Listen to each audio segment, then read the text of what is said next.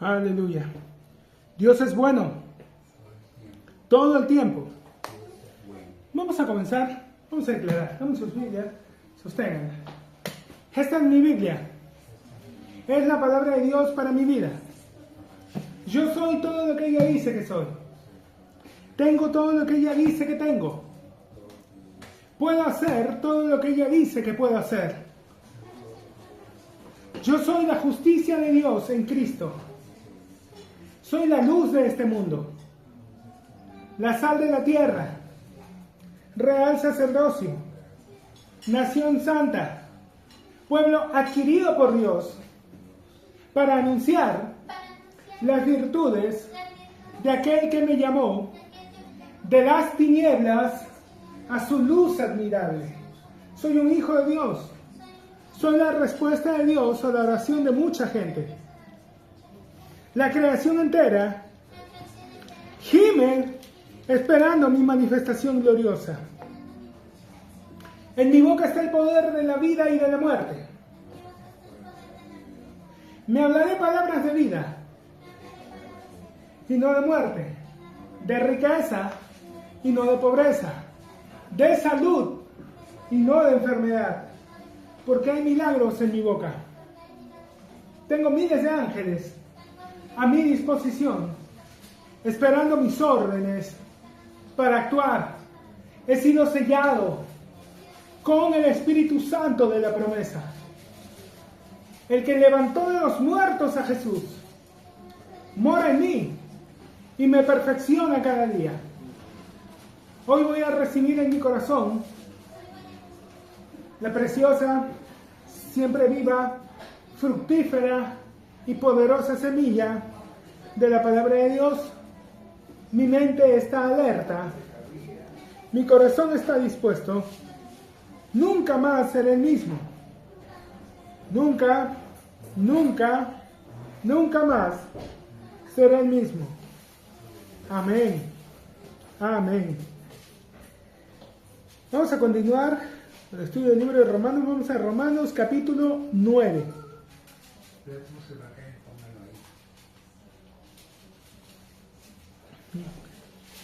Ya vimos el contundente mensaje del capítulo 8, por lo cual estoy seguro de que ni la muerte, ni la vida, ni ángeles, ni principados, ni potestades, ni lo presente, ni lo porvenir, ni lo alto, ni lo profundo, ni ninguna otra cosa creada nos podrá separar del amor de Dios, que es en Cristo Jesús, Señor nuestro. Luego, si ninguna cosa creada es capaz de crearnos, el único que puede hacerlo,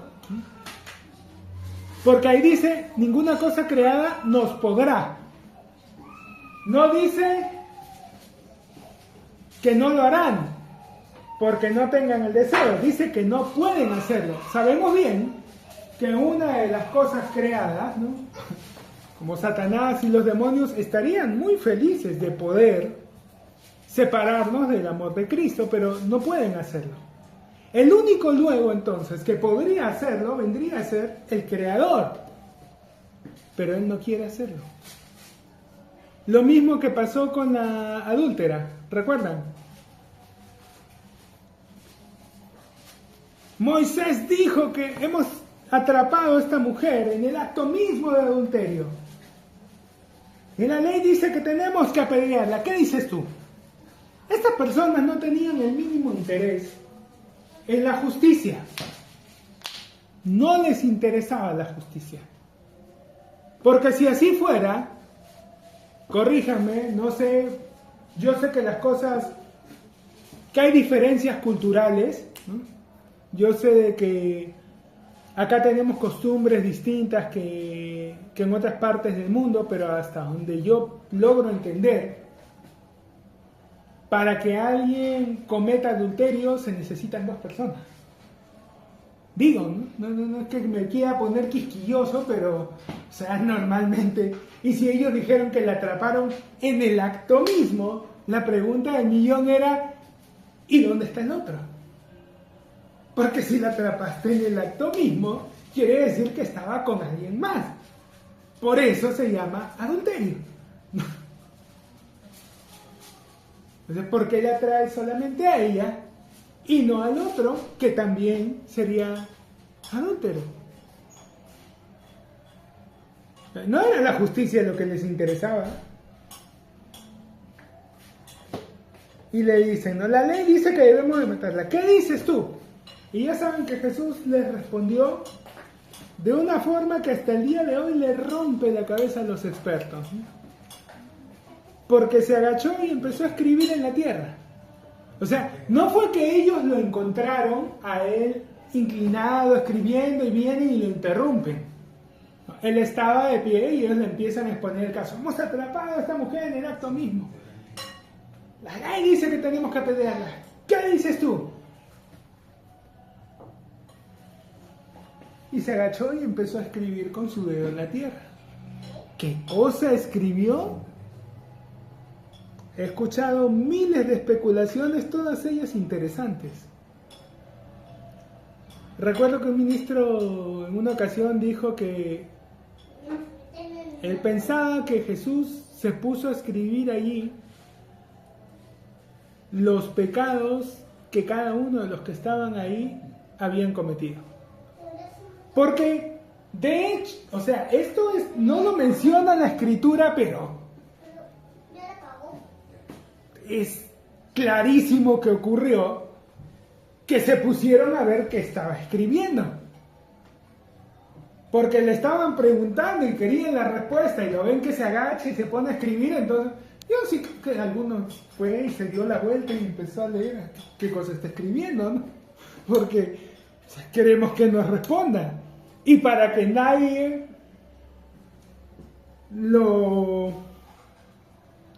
para que ninguno lo señale por ignorarlos o por ponerse a escribir en el suelo, en lugar de darles una respuesta, lo que estaba escribiendo seguro era muy interesante. ¿Y por qué creo? Y el hecho de que la Biblia no mencione qué es lo que él escribía, es un detalle más para creer que sí, seguramente estaba escribiendo acerca de... Puede ser que haya estado escribiendo los pecados. ¿Y por qué lo dice así, hermano? Porque Dios puede confrontar a la gente con su pecado, pero no los va a exhibir. No nos ha puesto a nosotros, no nos ha dejado el registro de cuáles eran esos pecados. Pero bueno, es una versión interesante. Pero el caso es que cuando finalmente les responde, les dice algo. El que esté libre de pecado, que arroje la primera piedra. Ojo, no les dijo que no podían apedrearla. ¿Por qué dijo eso, el que esté libre de pecado? Porque cuando se presentaban estos casos, el que arrojaba la primera piedra era el que había sido agredido. O sea, si esta mujer era adúltera, el que tenía que arrojar la primera piedra era el esposo, que había sido engañado. Porque a él es a quien afectaba ese pecado. Pero al parecer el esposo no estaba presente. ¿Por qué?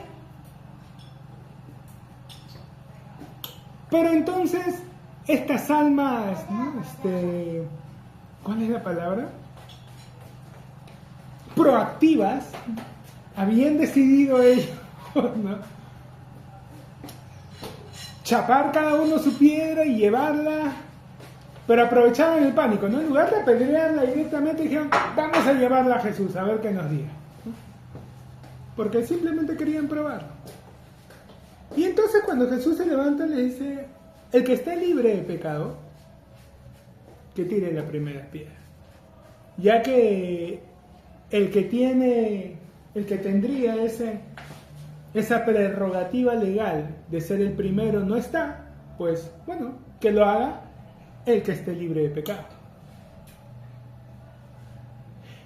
Y todos sabemos bien que de todos los que estaban allí, y en realidad de todos los seres humanos que han caminado en este planeta, solo uno estaba libre de pecado. O sea, el que pudo tirar la primera piedra no quería hacerlo. Y todos los que querían hacerlo, no podían hacerlo. Por lo cual estoy seguro de que ni la vida, ni la muerte, ni ángeles, ni principados, ni potestades, ni lo presente por venir, ni ninguna cosa creada nos podrá. No tienen la capacidad, no tienen el poder, no tienen el alcance. No pueden. Y el único que podría, que vendría a ser el Creador, no quiere. No quiere separarnos. Justamente por eso envió a su Hijo a morir, para no separarnos.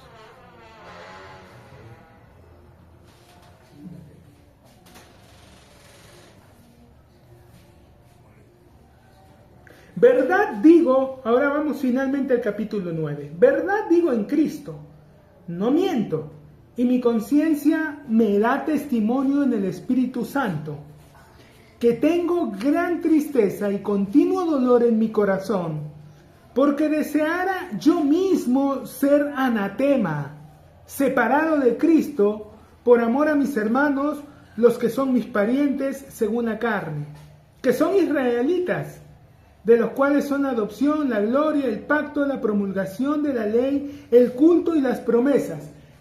Vamos a recordar y a subrayar el hecho de que quien está hablando no era el pintor austriaco, ¿ya? No era el que aparece en los billetes de 100 dólares, no era él, no era ningún reconocido antisemita, ¿no? Alguien lleno de odio y desprecio, no era tampoco el monje, el fraile alemán, ¿cómo decía la encíclica papal? Que había aparecido un cerdo en los campos del Señor, un jabalí, ¿no? Y el Papa iba a acabar con la vida así lo llamaron a Lutero. No era tampoco Lutero 2.0, ya al principio era muy cariñoso y tendía muchos puentes hacia los judíos. Después, cuando finalmente tuvo un encuentro con ellos, dialogó un poco con ellos, su postura se fue al otro extremo. Ya, no era él tampoco. No era nadie a quien podría acusarse de tener algún resentimiento, algún desprecio. No. Era Saulo de Tarso, era un hombre que amaba su nacionalidad, su cultura, que en alguna etapa de su vida había sido todo para él crecer en esa identidad. Había sido algo que lo enorgullecía. Crecer en esa nacionalidad, en esa identidad, era algo que él amaba. Y por eso es que lo que va a empezar a decir después se debe tomar con mucha mayor seriedad y se debe tener mucho más en cuenta. Y sorprende que los creyentes, en su mayoría, los creyentes de hoy en día, en su gran mayoría, no consideren lo que Pablo va a decir. Porque de nuevo, no lo dice alguien que odia a los judíos. Lo decía un hombre que amaba, que estaba orgulloso de serlo, pero que conocía las Escrituras. Y que su amor no lo cegaba. Para los que andan diciendo, el amor es ciego. No, el amor no es ciego. El amor tiene los ojos muy bien abiertos. La obsesión, la obstinación, hay un montón de cosas que son ciegas, pero el amor, no. El amor al contrario, ve claramente y decide extenderse hacia las personas. No porque lo merezcan, sino porque quiere su bien. ¿Cómo es el amor, hermano? 1 Corintios capítulo 13. Allí tienen una explicación muy clara de cómo es el amor. Es sufrido, es benigno, no tiene envidia, no es jactancioso. Ya vamos a llegar ahí. Pero por ahora, verdad digo en Cristo, no miento, y mi conciencia me da testimonio en el Espíritu Santo que tengo gran tristeza y continuo dolor en mi corazón. Miren a qué punto llegaba su amor. Pues deseara yo mismo ser anatema, separado de Cristo, por amor a mis hermanos, los que son mis parientes en una carne. O sea, Pablo estaba diciendo, miren, yo preferiría que ellos se salven aunque yo tuviese que irme al infierno para lograrlo. Si es que pudiera, con mi muerte y un castigo eterno, salvarlos, lo haría sin pensarlo.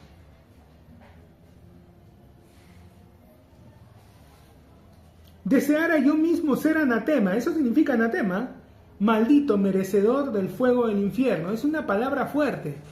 No aparece muy seguido y por eso cuando aparece hay que tenerla muy en cuenta.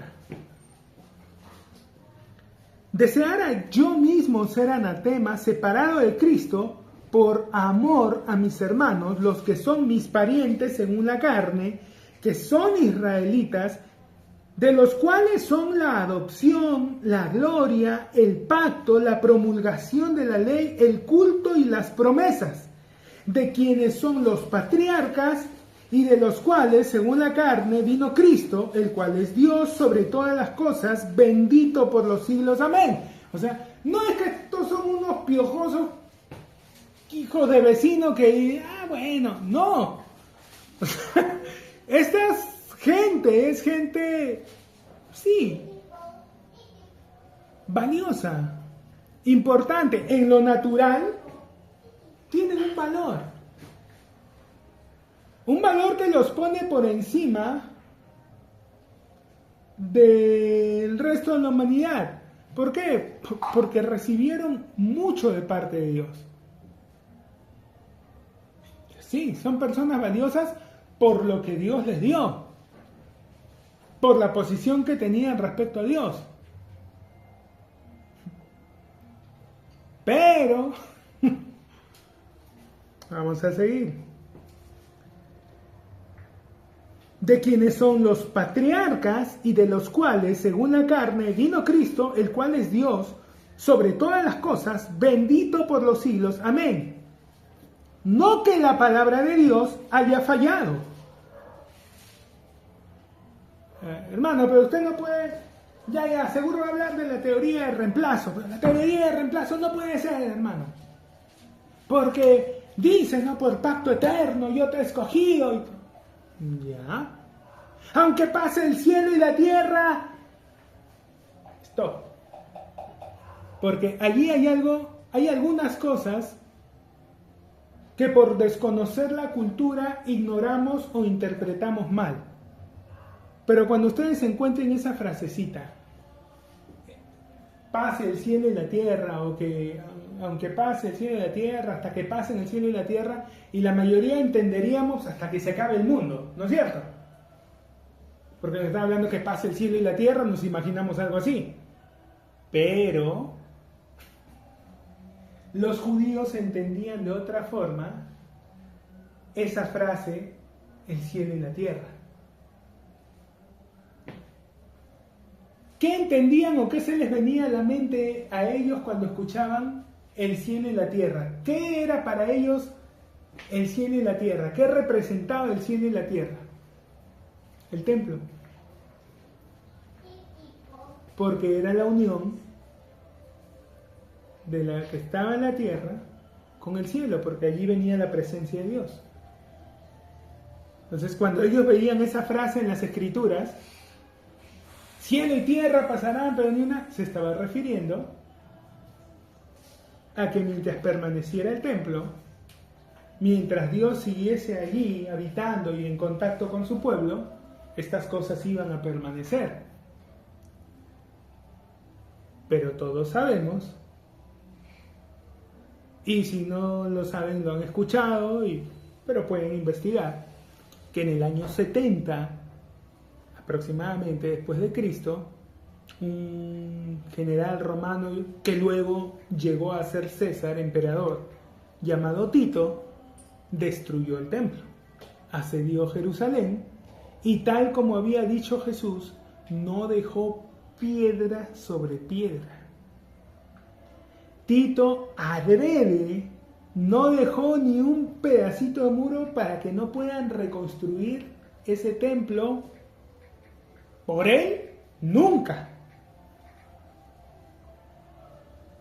Porque para Tito, y no estaba muy lejos de la verdad, una de las cosas que hacía que los judíos permanecieran rebeldes y despectivos con respecto a los romanos, que eran los que los gobernaban, pero ya ven ustedes por la escritura lo conocemos que ellos no tenían reparo en mirar con asco a sus gobernantes.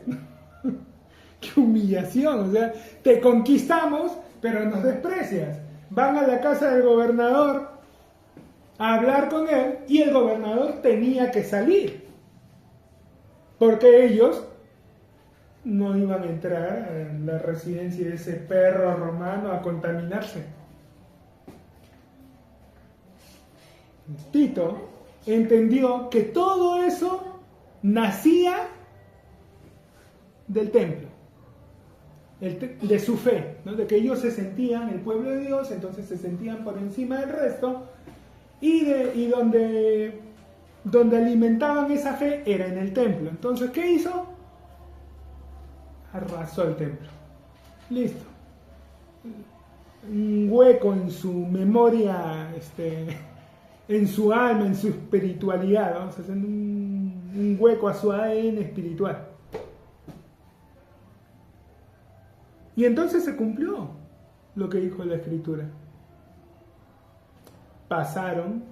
Pasó el cielo y la tierra.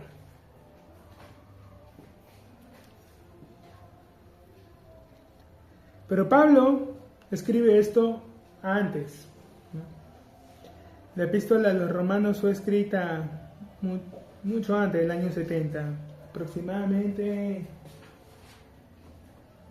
año sobre el 50 después de Cristo. Algunos eran unos 5 años antes, otros 5 años después, pero alrededor de ese tiempo. O sea, por lo menos 20 años antes de que ocurra todo eso. Y en ese momento, pues, nadie se imaginaba que iba a pasar eso.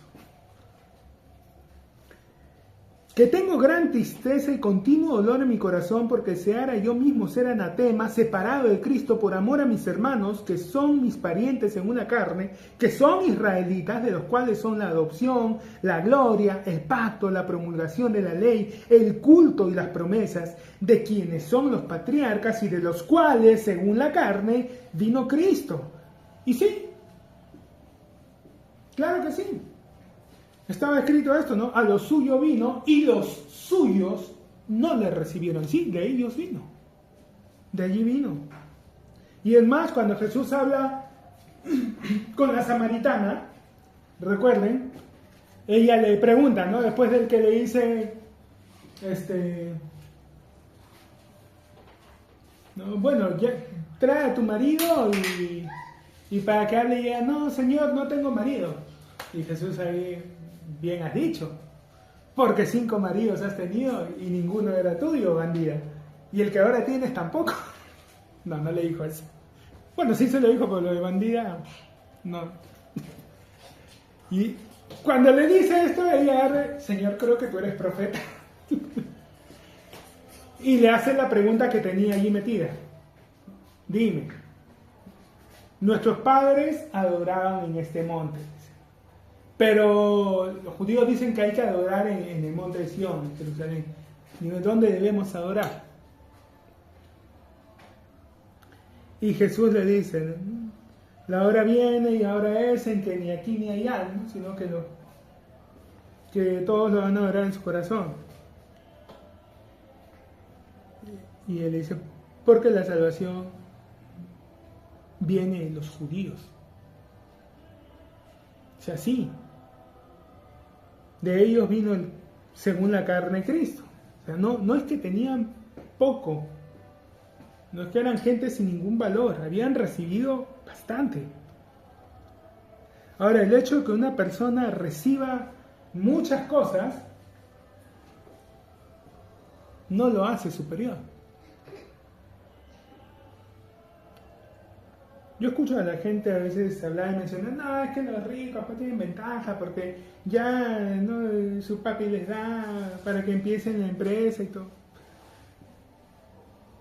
Mira que no siempre, o sea, si no hay talento, si no hay inteligencia, si no hay la capacidad, está probado, hay imperios empresariales que han tomado generaciones levantar. Perdón por lo fuerte del lenguaje, pero es para hacerlo más rápido. Y llega un imbécil y lo puede tirar al tacho en una generación, en unos cuantos años. Cosas que se tardaron décadas en construir, en posicionar, en fortalecer, en lograr una marca, un renombre.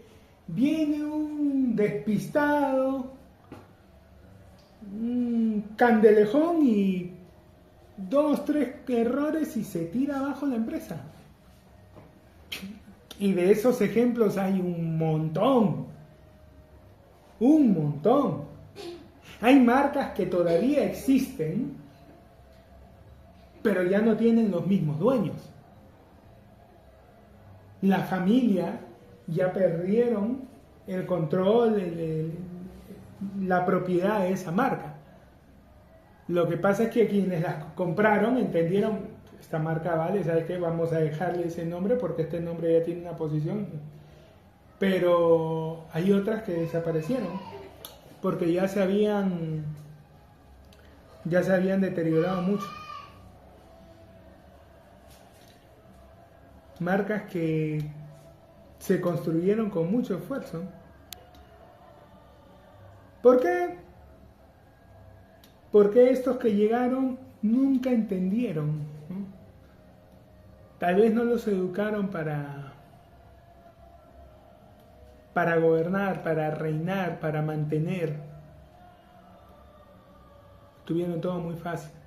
Hay un dicho justamente entre empresarios que es el abuelo es quien se esfuerza, el hijo posiciona y mantiene y el nieto viene y la pierde.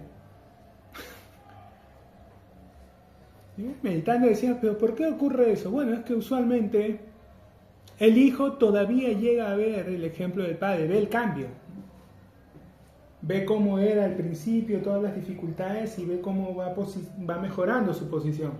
Entonces, todavía va a tener cierto celo, va a tener sentidos alerta porque sabe lo que costó. Pero el nieto llega ya cuando todo ya está hecho, todo ya está construido y nunca vio la lucha, ¿no? Nunca vio lo que costó. Y a veces crece sin esa hambre, sin ese sentido sin darse cuenta de que puede perder. Y lo termina perdiendo. Y más bien aparecen, por otro lado, personas con muchas carencias, pero con mucha más hambre, esforzándose más, ingeniándose más y terminan desplazando. O sea, a los judíos, a los de Israel les había pasado algo así. Tenían todo, pero no lo valoraban. No le daban el valor.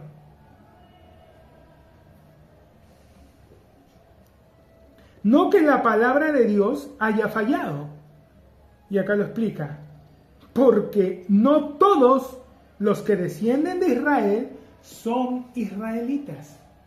Y acá Pablo empieza a aclarar algo que a muchos les puede doler y que le da mucho piso a los que sostienen la teoría del reemplazo. Creo que con el nombre ya se están imaginando un poco qué cosa es la teoría del reemplazo, ¿no? Israel era el pueblo de Dios, pero después de la muerte de Cristo en la cruz, el pueblo de Dios ahora es la iglesia. Algunos lo llevan a un extremo de que ya Israel no solo no es el pueblo de Dios, sino que es sinagoga de Satanás y todo. Y en parte es cierto. Pero hay que mantener el equilibrio. No les falta razón a Martín Lutero, no le faltaba razón al señor de en los billetes de $100, a Benjamin Franklin, tampoco le faltaba razón al pintor austríaco, o sea, no les ha faltado razón. Pero, ¿qué nos enseña la palabra? O sea, ¿cuál debe ser nuestra posición? ¿Debemos despreciarlo? Saquemos los trinches y las hogueras y vayamos y quememos sus casas y expulsémoslo de las ciudades. ¿Eso es lo que Dios nos ha mandado a hacer? ¿Eso es lo que quiere? No, no es eso. Pero una parte de la cristiandad lo ha hecho de muy buena gana. ¿Entienden? O sea, el detalle es ese. No solo es saber cuál es la posición de las personas, sino saber qué es lo que quiere Dios que tú hagas al respecto, pero que conozcas bien.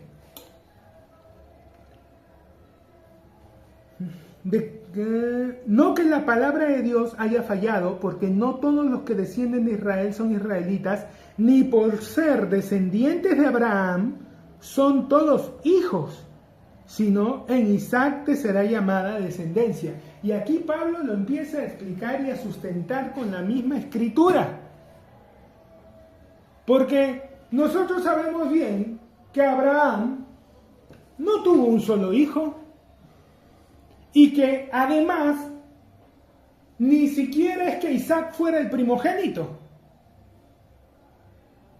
El primogénito era Ismael.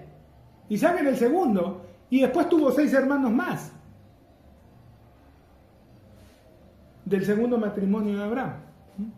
Después que murió Sara, Abraham engendró 6, me parece. Bueno, cuéntenlo, tarea. Pero tuvo más hijos.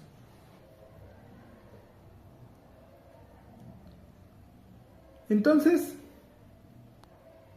sin embargo, él aclaró, en Isaac te será llamada descendencia. Entonces, los judíos se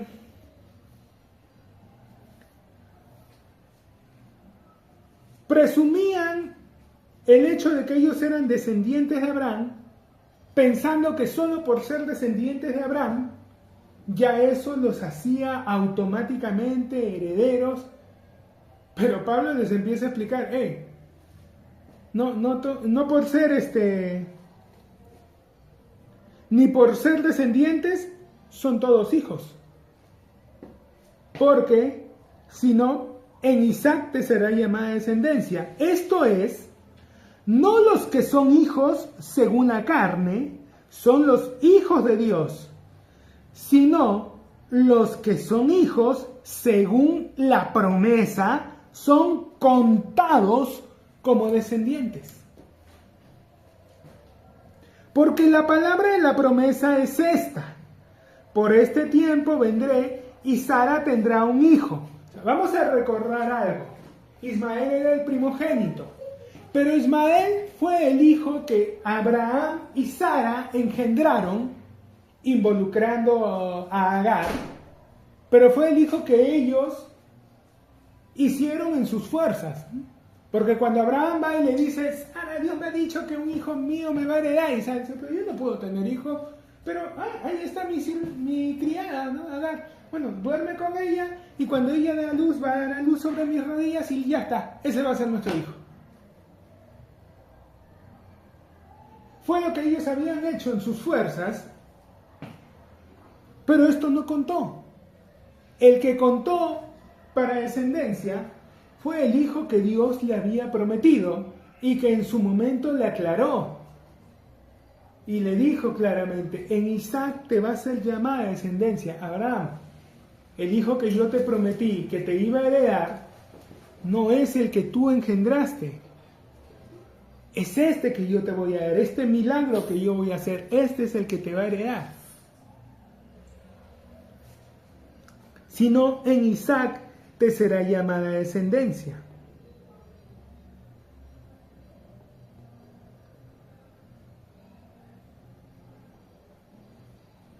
Esto es, no los que son hijos según la carne son los hijos de Dios, sino los que son hijos según la promesa son contados como descendientes. Ahora, ¿quién es el que los cuenta? ¿Quién los cuenta como descendientes? Porque allí hay algo que señalar. No es que tú mismo te cuentes, es que Él te cuente como su descendiente. Porque los judíos se siguen contando hasta el día de hoy. Nosotros somos la descendencia de Abraham. Pero anda, pregúntale a Dios si ellos son la descendencia de Abraham. Porque de nuevo, no lo está diciendo un antisemita. Lo está diciendo un hombre que amaba a su pueblo. Pero que no cerraba los ojos y conocía la Escritura. Yo sé lo que Dios ha hecho. Ya lo había hablado en la palabra. No por ser descendientes van a ser contados como hijos. Son los hijos de la promesa, son los hijos de la fe.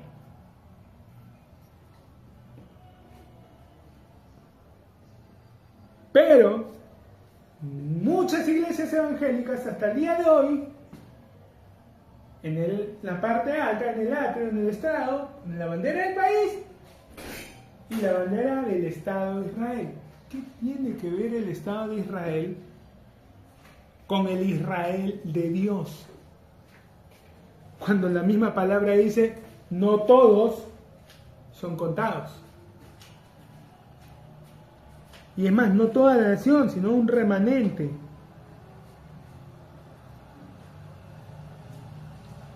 Porque la palabra de la promesa es esta: por este tiempo vendré y Sara tendrá un hijo. Y no solo esto, sino también cuando Rebeca concibió de uno, de Isaac nuestro padre, pues no habían aún nacido, ni habían hecho aún ni bien ni mal, para que el propósito de Dios, conforme a la elección, permaneciese, no por obras, sino por el que llama. Se le dijo: el mayor servirá al menor. Como está escrito: a Jacob amé, mas a Esaú aborrecí. Pero no habían nacido. Pero no habían hecho nada. ¿Por qué amaría a uno y aborrecería al otro si no habían hecho nada? Porque recordemos que Dios no está limitado por el tiempo ni por el espacio. Entonces, cuando Él habla aún de personas que no han nacido, no lo hace especulando cómo podrían ser esas personas. Lo hace con plena conciencia, sabiendo, conociendo cómo son esas personas, porque Él ya estuvo en ese futuro. Recordemos, Él no está limitado por el espacio, así como Él puede estar en todo lugar en simultáneo, también Él puede estar en todo tiempo, en la eternidad, en simultáneo. Y entonces no habían nacido, pero Él ya sabía cómo sería el Esaú de 40 años, qué decisiones habría tomado, qué cosas habría hecho, y cómo era el Jacob de 50 años, qué cosas había hecho. Y entonces, por eso, sabiendo quiénes eran, amó a uno y aborreció al otro. ¿Qué pues diremos? ¿Que hay injusticia en Dios? En ninguna manera. Pues a Moisés dice: tendré misericordia del que yo tenga misericordia, y me compadeceré del que yo me compadezca. O sea, miren, ¿qué cosa es justo o injusto? Que es conforme a la justicia. ¿Qué cosa es la justicia? El equilibrio perfecto, que no lastima ni beneficio le da ventaja a nadie. ¿Es Dios injusto por amar a Jacob y aborrecer a Esaú? No, no lo era. No era injusto.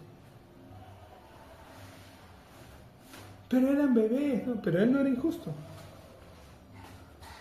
Porque él mismo dijo que él iba a amar, ¿no? Que él se iba a compadecer del que él quisiera compadecerse. Él pone los parámetros. Es que esto funciona como la parábola que contó Jesús, ¿no? del hombre que contrata a gente para trabajar en su viña y va a primera hora del día y los contrata y les dice para que trabajen y les iba a pagar un denario.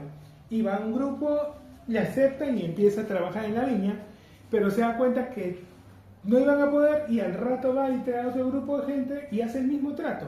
Les ofrece un denario y ellos aceptan y van y trabajan. Luego al mediodía va y trae más gente y les ofrece el mismo salario y al final, faltando una hora para terminar el día laboral, va y trae un último grupo de gente y también les acuerda con ellos pagarles un denario. Y entonces llegan, trabajan la última hora, terminan y vienen los que habían empezado el día, ¿no? Y les pagan el denario acordado y ellos están contentos. Cuando en eso ven que llegan los que habían trabajado 2 horas menos y también les pagan un denario, ya no les parecía tan bonito. Entonces se quedan ahí a mirar a ver cómo era con el resto y ve que a los que llegaron a mediodía también les pagó lo mismo y ya no estaban nada contentos. Y al final los que llegaron y solamente trabajaron 1 hora también cobraron lo mismo. Entonces ya se enojaron y le dijeron, o sea, no es justo, ¿no? Porque ellos están cobrando lo mismo que nosotros hemos trabajado más. Pero el Señor les dijo muy claramente, dime, ¿no acordé contigo que te iba a pagar un denario? ¿Sí? Entonces, ¿en qué te estoy perjudicando? Yo te dije que te iba a pagar un denario, a ti te pareció bien y has venido y has trabajado por lo que habíamos acordado. No te estoy haciendo mal, no te estoy quitando nada. ¿Te molesta que yo le pague al otro por 1 hora de trabajo lo mismo? Sí, pero ese es mi dinero. Si yo quiero, le pago lo mismo. A ti no te estoy perjudicando porque a ti te estoy cumpliendo el trato que hicimos. Si yo se lo quiero dar a él, si yo a él le quiero dar lo mismo por menos tiempo, ¿qué te importa? ¿Qué te importa? Ese es mi asunto con él, es mi dinero, no te estoy quitando nada a ti para dárselo a él.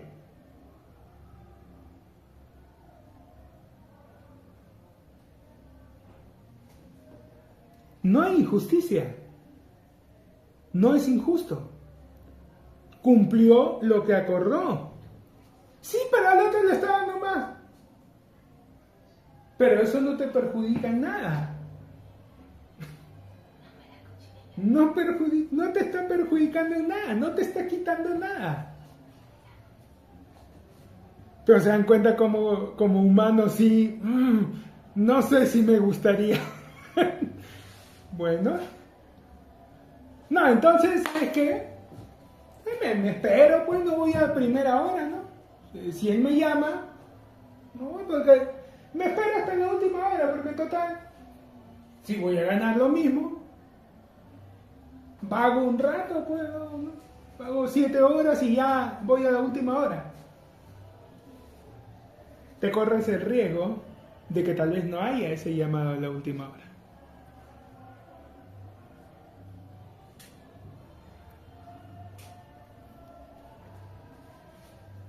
Pero si quieres apostar y jugártela, bueno, solo recuerda, nadie le va a ganar a Dios.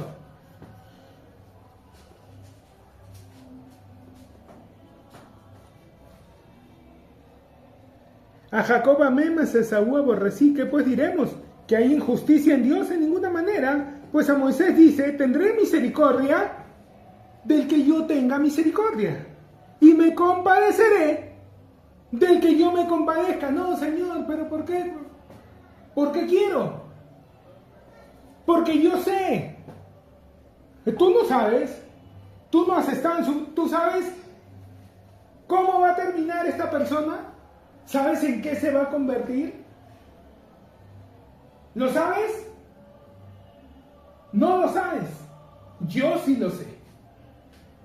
Yo sí sé qué va a terminar haciendo esta persona. Lo sé muy bien. He estado allí. No estoy especulando. No estoy calculando. He estado allí. Y ya sé quién es.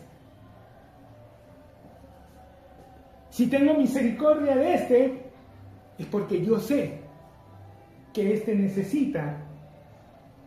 A este le va a servir esa misericordia. ¿Pero por qué no tiene misericordia del otro? Porque se va a hacer una basura, sí o sí. Ese tipo. Y sí le voy a extender misericordia para testimonio. Pero nada más. Pues a Moisés dice, tendré misericordia del que yo tenga misericordia y me compadeceré del que yo me compadezca. Así que no depende del que quiere ni del que corre, sino de Dios que tiene misericordia. Ahora, aquí entonces podría aparecer tu hermano, ¿no dice usted que al final las personas somos las que decidimos todo? Sí. Vamos ahí. No depende del que quiere ni del que corre, sino de Dios que tiene misericordia. Ahí todo el mundo se lavaría las manos, ¿no? No, pero entonces yo soy así porque, bueno, así Dios me hizo. ¿Qué? ¿Yo acaso voy a impedir, voy a ser más fuerte que Dios e impedir la forma en que Él me ha hecho? Todo el mundo podría lavarse las manos, ¿no? Cualquier persona con determinadas tendencias a pecar, tranquilamente dirían que así nacieron. Nadie es responsable entonces porque Dios los hizo así. ¿Es así? A ver.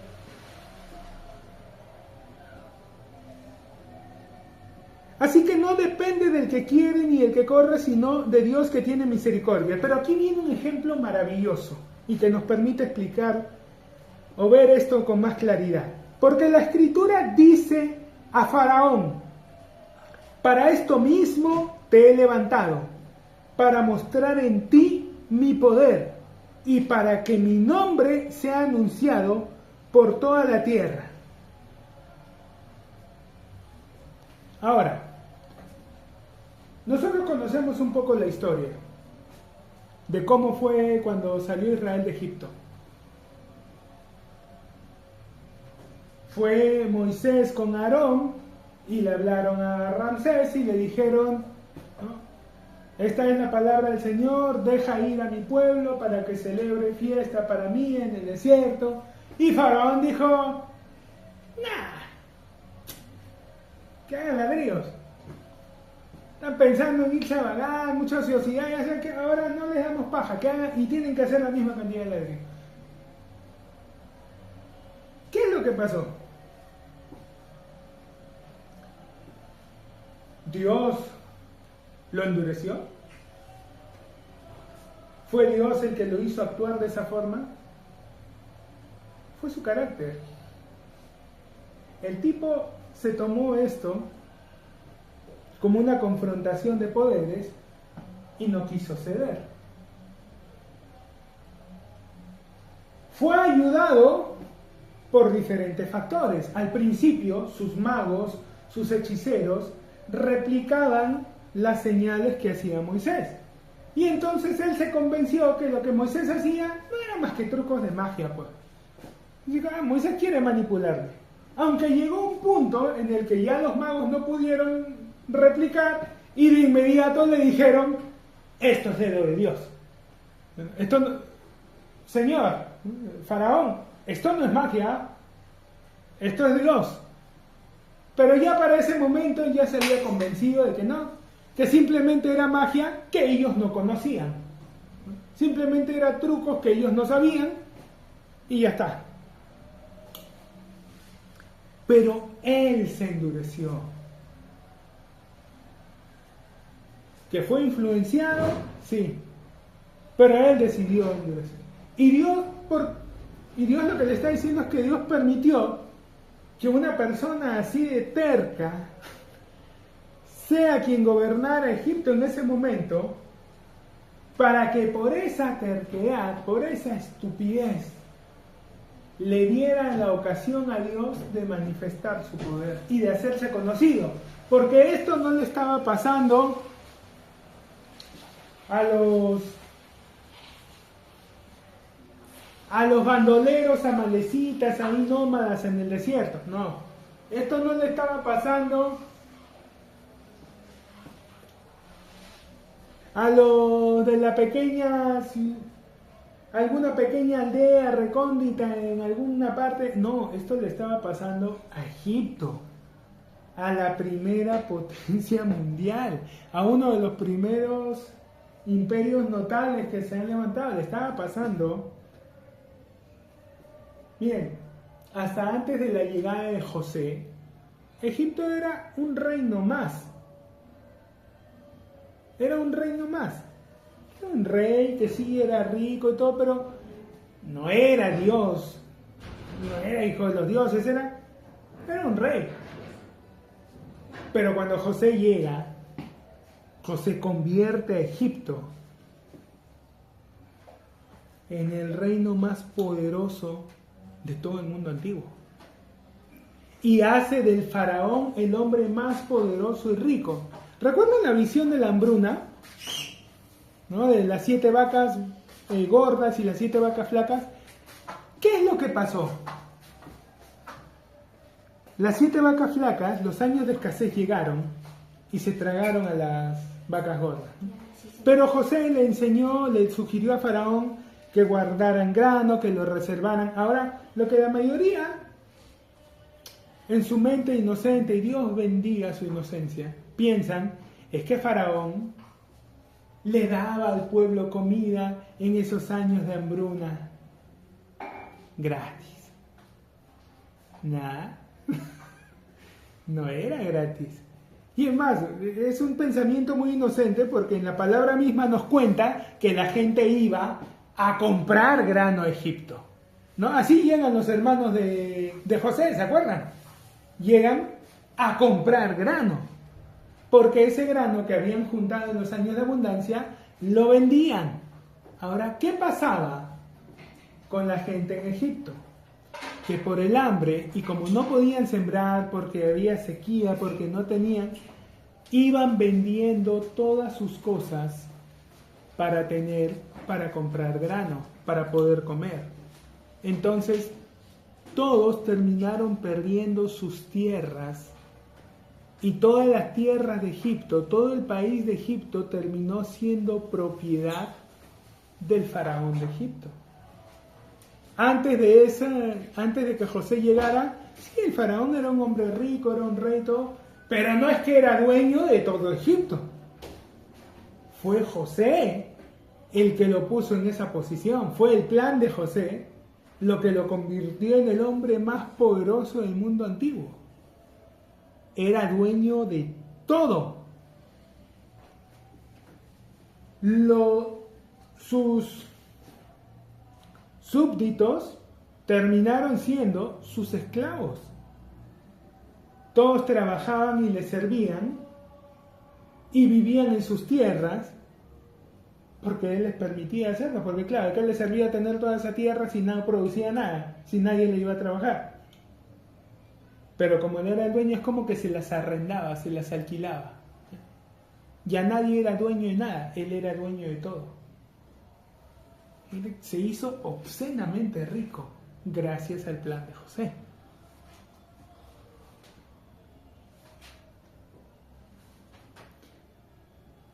Entonces, este faraón que llega a estar en el trono, Ramsés, era un hombre que sí, se sentía un dios.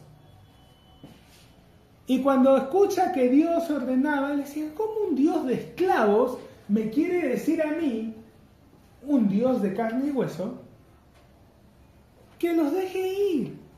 Los esclavos son míos, y con su lógica absurda se cerró y le permitió a Dios manifestar su poder. Porque si el tipo hubiese obedecido,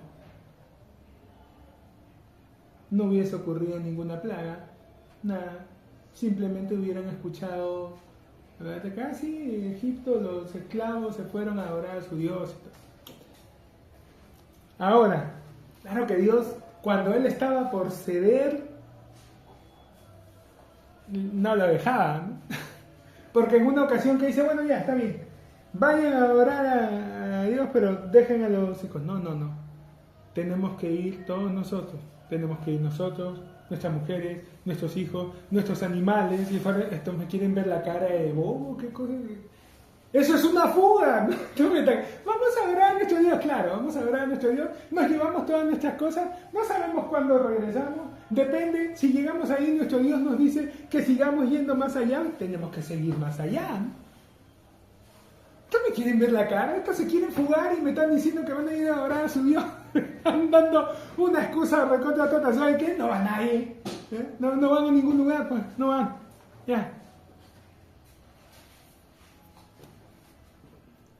Para esto mismo te he levantado para mostrar en ti mi poder. Pero fue él, fueron sus decisiones, fue su deseo, fue su torpeza, fue su orgullo, fue su celo, fue él el que permitió esto.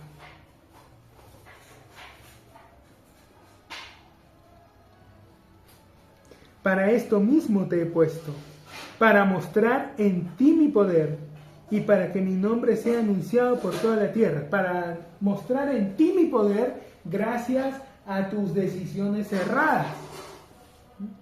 Voy a poder mostrar mi poder. Y como tú eres el gobernante de la nación más poderosa del planeta, esto no va a ser un secreto. Esto va a correr por todas partes. Todos se van a enterar. Oye, los esclavos salieron de Egipto. ¿Qué? ¿Pero por qué? ¿Cómo? Es que vino un tipo y se le presentó al rey, a Faraón, y le dijo, dice Dios que deje sí a su pueblo, y el Faraón le dijo que no. Y entonces, que el país se vino abajo.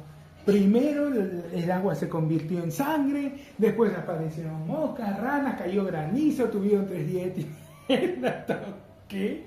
¿No? Y al final se murieron todos los primogénitos, pero solo de los egipcios. De los esclavos no se murió nadie. No se murió nadie, no hubo ni una mosca, no tuvieron tinieblas, ni un piojo, ni una rana, ni granizo, nada, no les pasó nada. Los desgraciados estaban ahí, en medio, al costado, y no les pasó nada. Pero a los egipcios sí. Todos se enteraron. Esa noticia llegó a todas partes.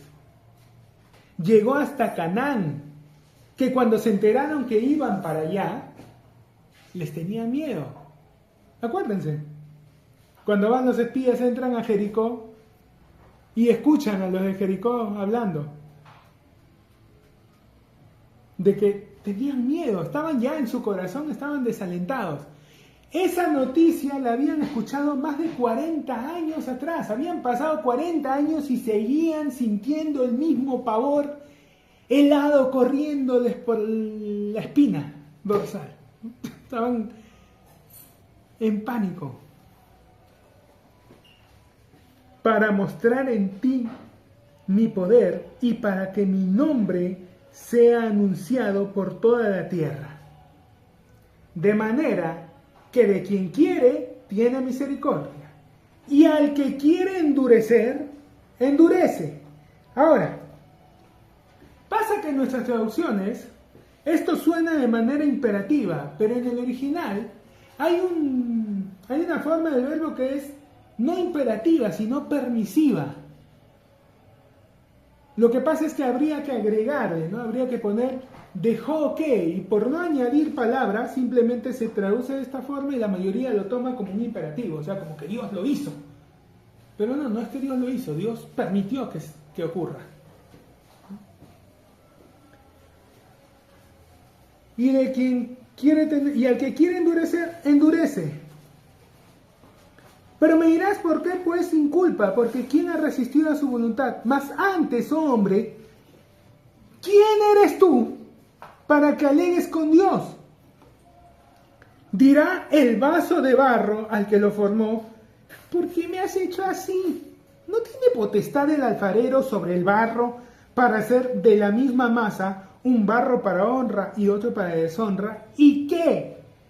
Si Dios, queriendo mostrar su ira y hacer notorio su poder, soportó con mucha paciencia los vasos de ira preparados para destrucción, y para hacer notorias las riquezas de su gloria, las mostró para con los vasos de misericordia que él preparó de antemano para gloria, a los cuales también ha llamado, esto es, a nosotros, no solo de los judíos, sino también de los gentiles, como también en Oseas dice, llamaré pueblo mío al que no era mi pueblo, y a la no amada, amada. Y en el lugar donde se los dijo, vosotros no sois pueblo mío, allí seréis llamados hijos del Dios viviente. También Isaías clama tocante a Israel.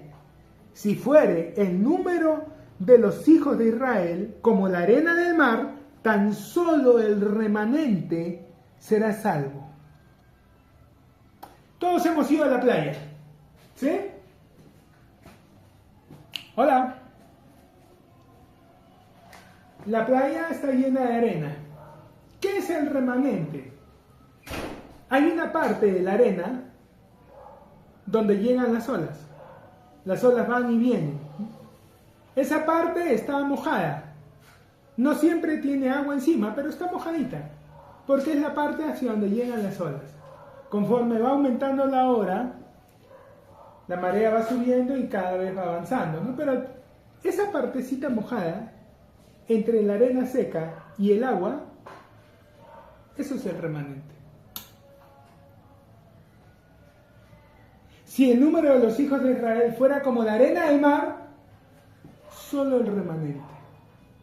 Ahora dime, ¿qué tan numeroso es el remanente comparándolo con toda la playa?